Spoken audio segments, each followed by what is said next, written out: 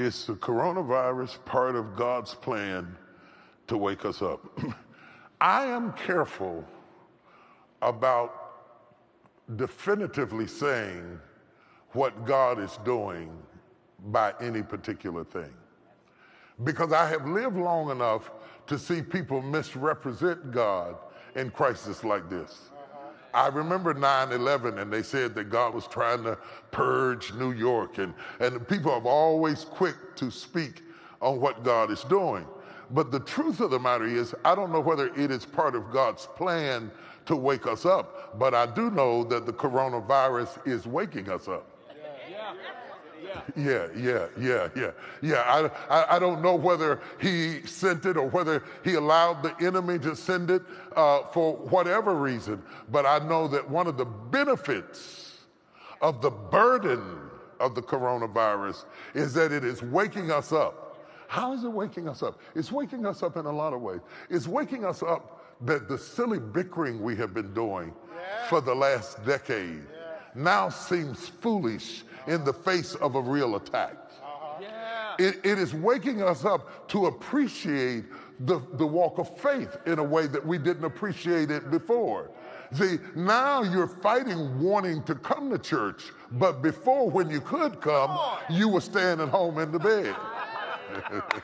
And some of the very people who are complaining about not having church weren't half coming when we could have church. Come on, talk to me for a minute, somebody. It is waking up, because sometimes we don't appreciate something until it is pulled back from us.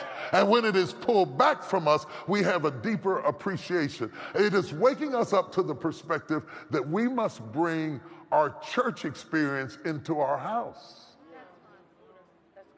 Yeah, it's waking us up to the experience that we must read our Bibles. What happens if they shut us completely down? What happens if we get into a war and we're unable to do it? And to all of you who think that the church cannot survive save we meet, can I take you to China, where the church was meeting underground in basements for years? Can I take you to the upper room where the disciples were locked up behind closed doors for fear of the Jews? The churches often had to go underground. And even when it had to go underground, it has never been destroyed. For 2,000 years, many times we have gone through periods and eras where the church had to go underground to survive. Hitler was trying to kill the church. The enemy has always been after the church, but the church has always survived every attack, whether it was a virus or a man. Jesus said, upon this rock I will build my church, and the gates of hell shall not prevail against it. What is happening now is that this new kind of saints we got now, who are more church members than they are saints,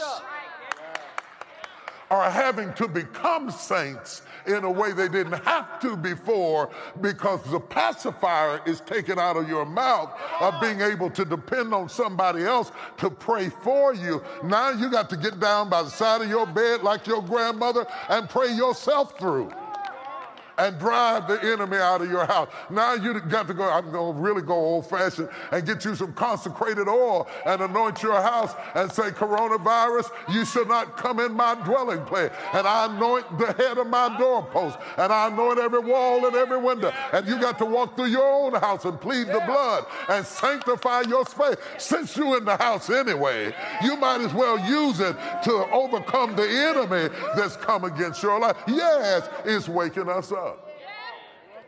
It's waking us up. And it is high time that it wake us up. I am just careful about saying what all God is doing, because I have learned in my life that sometimes it takes you 20, 30 years, and you look back in retrospect to fully comprehend what God is doing. Whatever God is doing, I can tell you this, is bigger than America. Whatever he's doing, it's global.